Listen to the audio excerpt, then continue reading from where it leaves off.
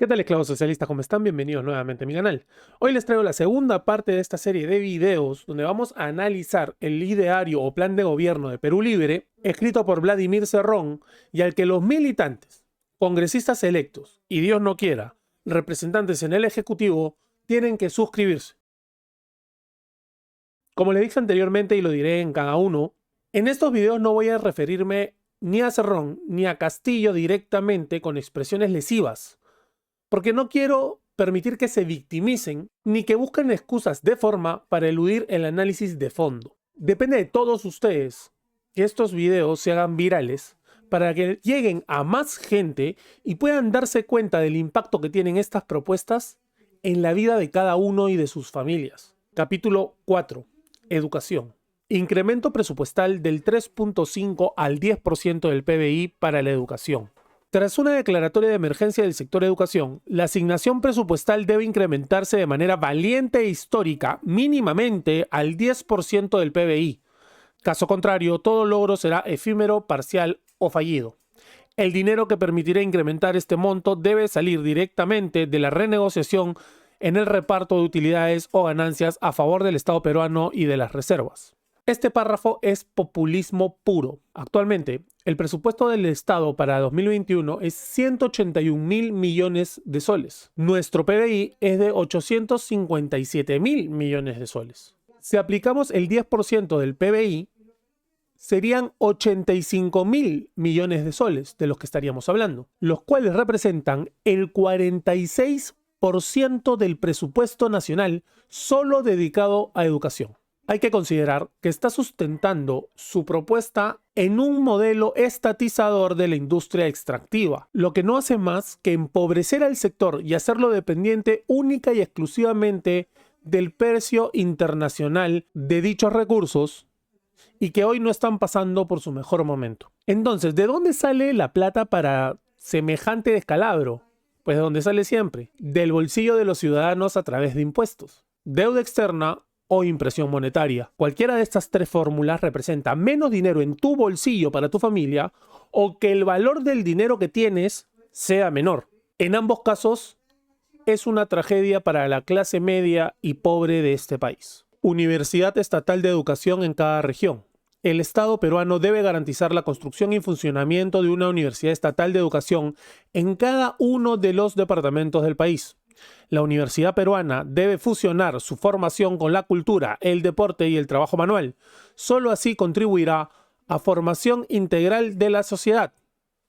No se necesita formar tecnócratas que no mediten al servicio de quien ponen sus servicios. Necesitamos revolucionarios que conduzcan sus esfuerzos profesionales al engrandecimiento de la patria. Más gasto público financiado por tu bolsillo. Otra medida populista que además significa el adoctrinamiento de mentes jóvenes a través de la imposición de doctrinas ideológicas desde las aulas universitarias. Es más, lo dicen claramente, no buscan profesionales tecnócratas, buscan revolucionarios para el engrandecimiento de la patria. Ingreso libre a la universidad peruana. El ingreso libre a la universidad debe ser un derecho en el país, así como se conquistó el ingreso libre y gratuito a la educación secundaria. El ingreso restringido es propio de países subdesarrollados, quienes utilizan las profesiones como medio para el ascenso social y económico. Otra propuesta más, populista y sin sustento técnico. Suena súper bien que todos puedan acceder a la universidad, pero no considera el nivel de educación básica necesaria para soportar la carga y la intensidad de la educación universitaria. Una educación básica que es deficiente gracias a personajes como Pedro Castillo y la huelga magisterial de 2017, donde se consiguió que los profesores que jalen hasta 3 veces el examen de conocimientos no sean despedidos. Pero peor aún, porque cada estudiante universitario en un modelo como este tiene un costo para el Estado, es decir, para todos nosotros a través de nuestros impuestos. Asimismo, en este país, el nivel de deserción universitaria ronda el 30%. Y estamos hablando de estudiantes que tuvieron que presentar un examen o que incluso familias que pagan esa educación y aún así el 30% de los estudiantes no termina la carrera que le estudia. Ahora bien, ¿quién nos va a devolver el dinero gastado en estudiantes que no terminen la universidad o que cambien repetidamente de carrera? Para muestra, tenemos el caso de Argentina.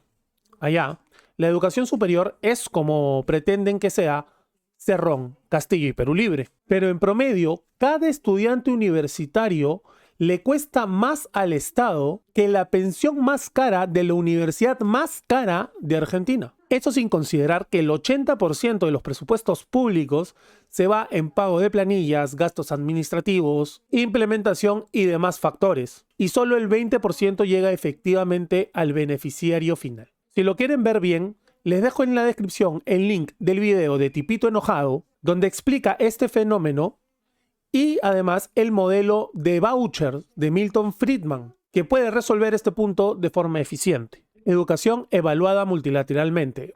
Analizar desde todas las aristas todos los fenómenos que involucran la formación del educando, además del NCN, NCR y NCL.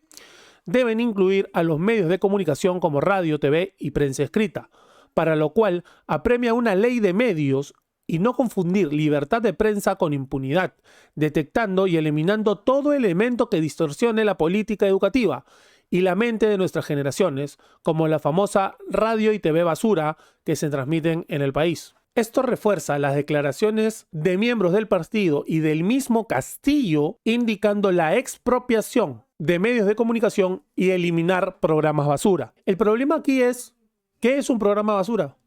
¿Quién decide qué cosa es un programa basura? No hay nada más democrático, más aún en estos tiempos, que la capacidad de elegir qué contenidos consumir esté en la mano de los usuarios. Esto solo esconde la necesidad de tener a los medios de comunicación a su disposición para difundir su doctrina como mensaje único. Cosas que ya pasan en Venezuela y Cuba. Incrementos de sueldo al magisterio activo y pensionista. Los sueldos del magisterio deben ser duplicados en un primer intento e ir mejorando paulatinamente a partir de la renegociación del reparto de las utilidades o la nacionalización de nuestros recursos naturales. Este incremento de sueldos al magisterio debe ir parejo a una mejor supervisión de la labor docente. Este es un claro ejemplo de una red clientelar. Teniendo al magisterio, que ya lo tienen a través del SUTEP y de Castillo, pueden adoctrinar a los niños en su modelo empobrecedor. Recordemos, como vimos antes, que un profesor no puede ser despedido ni siquiera habiendo reprobado 3 veces las evaluaciones de rendimiento. La realidad es que esta propuesta, como todas las demás, requieren de un gran gasto público, que no se puede financiar si no es a través de impuestos, deuda externa o impresión monetaria. Derogar la ley de reforma magisterial, ley que ha sido redactada con espíritu neoliberal, conllevando claramente a la educación peruana por el camino privatista y mercantilista, favoreciendo una educación privilegiada de ciertos sectores sociales en detrimento de las mayorías y al despido masivo de docentes. Considerando que el Currículum Nacional de Educación está al 100% supeditado al mandato del Estado, lo que promueve Perú Libre es la famosa educación gratuita. Pero como sabemos, nada es gratis. Todo tiene un costo y alguien debe pagarlo. Eso, sumado a la baja calidad educativa y a la mala infraestructura en educación, solo podemos esperar adoctrinamiento en ideología marxista. A este punto se plantea el sistema de vouchers, que aún cuenta con financiamiento público, pero en vez de financiar la oferta educativa a través de instituciones estatales, se financia la demanda, entregando un voucher educativo a los padres de familia que es intransferible y no se puede usar para nada más que para la educación. Así, ellos pueden decidir a qué colegio enviar a sus hijos. Todos colegios privados, que pueden ser tranquilamente propiedad de los maestros y que desarrollen especialidades diferentes, como colegios orientados al arte, a la música, a los deportes, a la ciencia, a la religión o si quieren hasta el feminismo. Reposición de maestros despedidos. Todos los maestros despedidos de manera irregular por políticas de racionalización neoliberal deben ser repuestos en sus respectivos centros laborales que anteriormente ocupaban. Otra vez, victimismo y dialéctica marxista. El neoliberalismo no es lo que el señor Cerrón intenta hacerle creer a sus votantes.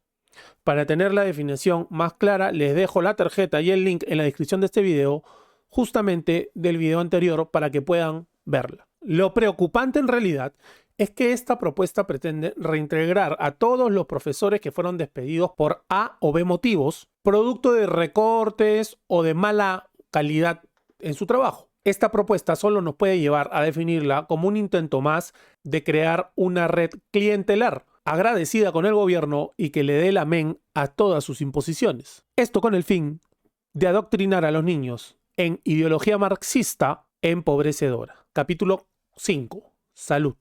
Solo en un país clasista como el nuestro se puede mantener privilegios de una clase sobre otra, aún tratándose del binomio salud-enfermedad. Nuestro partido plantea un solo sistema de salud.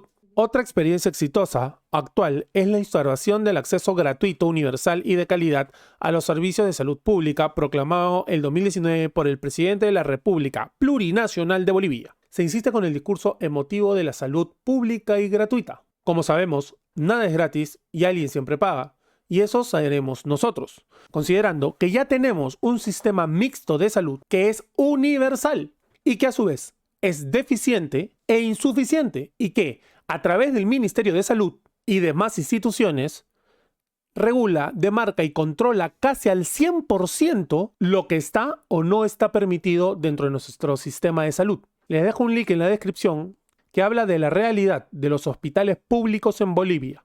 Y como sé que me van a salir en los comentarios con que los privados cobran lo que quieren por el oxígeno medicinal, pues le diré que eso es culpa directa del Estado. En 2010, el actual ministro de Salud, Óscar Ugarte, era ministro de Salud de Alan García.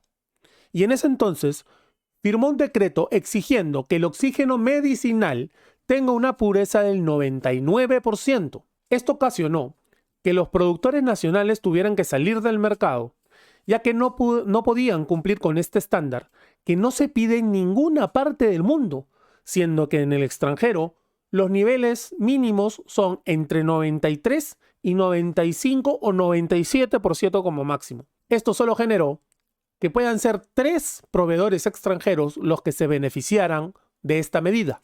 Y ahora que la demanda es enorme, los costos se fueron hasta el cielo. Sí, todo gracias a la intervención estatal. ¿Cuál es la propuesta de Perú Libre para resolverlo? Pues más Estado. Parece irracional, ¿no? Ya, pero ¿qué hacemos con los más pobres, Lisandro? Simple. Esto también puede resolverse a través del sistema de vouchers y de la gestión de seguros privados. Les dejo el link en la descripción de la noticia para que puedan ver el decreto que firmó Óscar Ugarte en 2010. Hospitales especializados en cada región. Todas las regiones, por ley, deben contar mínimamente con 4 hospitales especializados que cumplan 3 funciones: asistencia, docencia e investigación. Otra propuesta de gran gasto público. Igual que en el punto anterior, esto se resuelve con una gestión privada libre, servicio de seguros privados y subvenciones a la población más pobre. Implicaría muchísimo menor costo para el Estado y una gestión mucho más eficiente de los recursos, ya que el privado sería el que tuviera que encargarse de la parte administrativa y los gastos de mantenimiento. Tarifario único para clínicas privadas. Estas deben ser fijadas según su categoría, nivel de resolución y su complejidad. La calificación debe estar a cargo de cada Dirección Regional de Salud de su respectiva jurisdicción. Esta medida regulará el lucro exagerado y el abuso al que frecuentemente se encuentra sometida la población tras el chantaje económico ante las amenazas de perder la vida. Para ello necesitamos al Estado interventor, protector y no solamente supervisor. Y aquí una pequeña prueba del alucinante desconocimiento económico que tiene este ideario. Como se ha comprobado en la evidencia empírica y en la teoría, el Estado no puede hacer cálculo económico.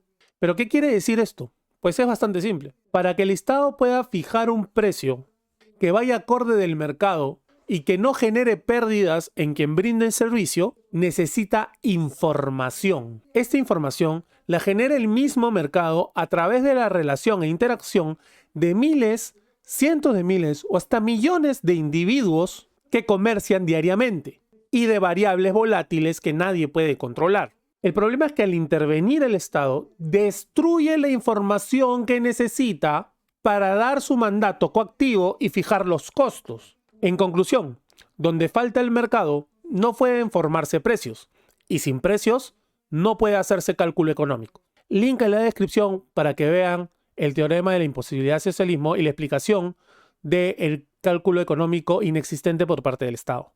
Despenalización de la terminación violenta del embarazo. Está demostrado que un país subdesarrollado que no controle su natalidad o tiene natalidad mayor del 2% al 3% anual está condenado a no salir de la pobreza. Según las estadísticas mundiales, los países que han despenalizado la terminación violenta del embarazo lograron que el número de los mismos bajaran. Permitió salvaguardar la vida materna al ser atendida institucionalmente, redujo prácticas ilícitas del personal médico, paramédico y no médico, disminuyó la mortalidad infantil y evitó prácticas genocidas como la esterilización forzada en el Perú. Esta es, indudablemente, la propuesta más inhumana de todo el ideario y plan de gobierno de Perú Libre. Plantea la terminación violenta del embarazo, lo cual de por sí ya es espantoso, pero lo plantea desde un enfoque de control de la natalidad, es decir, eugenesia, ingeniería social. Básicamente lo que está diciendo es que van a implementarlo para las personas pobres para que éstas no se multipliquen. En vez de luchar contra la pobreza, van a acabar con la vida de seres humanos por nacer. Simplemente una muestra de su desprecio por la vida y el ser humano. Además, asegura que la implementación de esta política genocida reduce su número, cosa que ante la luz de la evidencia se demuestra absolutamente falso. En la descripción dejo el link con el índice de procedimientos realizados desde 1987 en España. Allí se legalizó en el 85, cuando se hablaba de 350.000 interrupciones al año. Ahí verán cómo se ha ido incrementando el número. Incluso hay un pico entre 2006 y 2012 que ellos mismos explican con la inmigración de mujeres extranjeras que llegaban a España a practicarse este tipo de intervenciones. Solo en 2020 se practicaron 99.000 terminaciones violentas del embarazo. Link de descripción. Capítulo 6. Transporte y medios de comunicación. Vías de comunicación aeronáutica. Ninguna región debe estar desprovista de un aeropuerto con características internacionales o con proyectos a ella. Aún así, su construcción sea por etapas. Asimismo, el Estado debe recuperar su línea aérea de bandera. Esta es una propuesta populista que apela al nacionalismo irracional. Para analizarla hay que tener un poco de memoria y recordar que ya tuvimos una aerolínea de bandera, Aeroperú, la cual quebró y terminó sus operaciones en 1999. Durante el gobierno de Velasco Alvarado se creó la aerolínea de bandera, que obviamente requirió de grandes cantidades de inversión pública. Mientras el dinero alcanzaba, todo iba muy bien. Pero como siempre pasa en modelos socialistas, el dinero se empieza a acabar y la historia de Aeroperú fue la misma que las demás empresas públicas creadas en los 70s. Todas terminaron generando pérdidas durante los 80s y 90s. Por esto, la medida correcta fue adoptada y se privatizaron. Aún así, incluso siendo comprada por Delta Airlines, la exitosa línea aérea internacional, Aeroperú no pudo sostener sus costos y terminó siendo cerrada. Si quieren un poco más de información sobre Aeroperú, en la descripción les dejo el link para que lo puedan revisar ustedes mismos. Al existir la concentración, esta constituye un verdadero atentado contra la libertad de prensa, expresión e información, parcializando su comunicación en dependencia a sus intereses políticos, económicos, financieros, sociales, entre otros, afectando el pluralismo del pensamiento social y el derecho a la información ciudadana. Estos grupos están en manos de familias con intereses empresariales, constructoras y utilizando su influencia extorsionan al Estado. La concentración de medios no solo debe ser combatida, sino prohibida. Estamos de acuerdo en este punto. El problema es que en un modelo socialista, los medios de comunicación representan una herramienta de adoctrinamiento. Son, sin duda, un canal de control de la población en función a los intereses del Estado. Como ejemplo, tenemos las dictaduras de Venezuela y Cuba y el control que ejercen sobre los medios de comunicación. Pero ¿para qué ir tan lejos cuando podemos mirar la historia de nuestro país? Donde el dictador socialista Juan Velasco Alvarado expropió los medios de comunicación como parte del Plan Inca, que consistía en usar a los medios de comunicación expropiados y dárselos a personas afines para darle propaganda a la Revolución Peruana.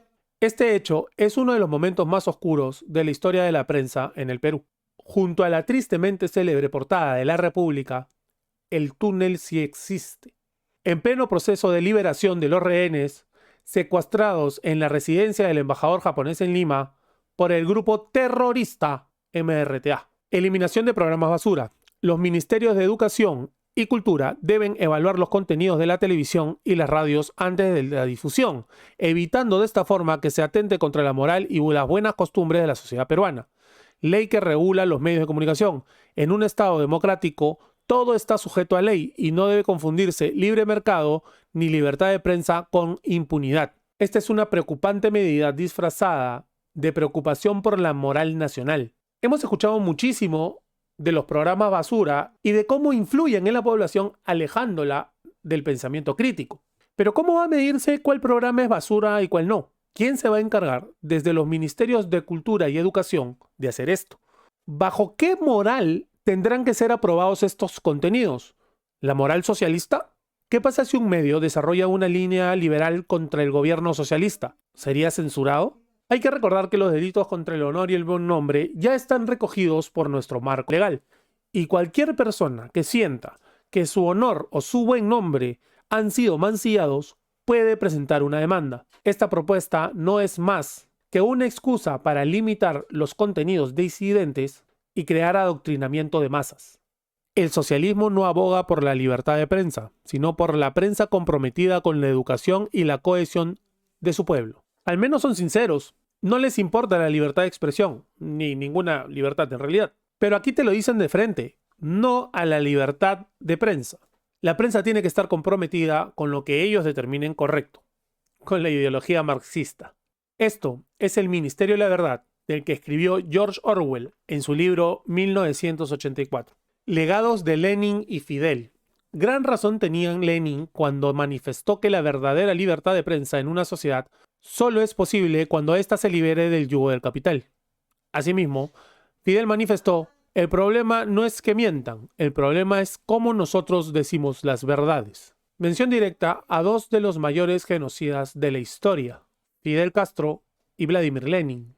Aunque se conocen los datos exactos, al primero se le atribuyen más de 4.000 ejecuciones extrajudiciales y al segundo, pues, la friolera de 1.8 millones de fallecidos bajo su mano. Esto sin contar los 7 millones de víctimas mortales de la hambruna generados por el gobierno comunista ruso. Este punto se explica solo. Link en la descripción. Bueno, gente, estamos llegando al final de este video y si te gustó ya sabes, dale like a este video, suscríbete al canal, activa la campanita de notificaciones, comenta y comparte. Además, recuerda que puedes hacerte miembro del canal y recibir ventajas especiales dependiendo del nivel que elijas. Conmigo será hasta el próximo video y como siempre, somos libres. Bye.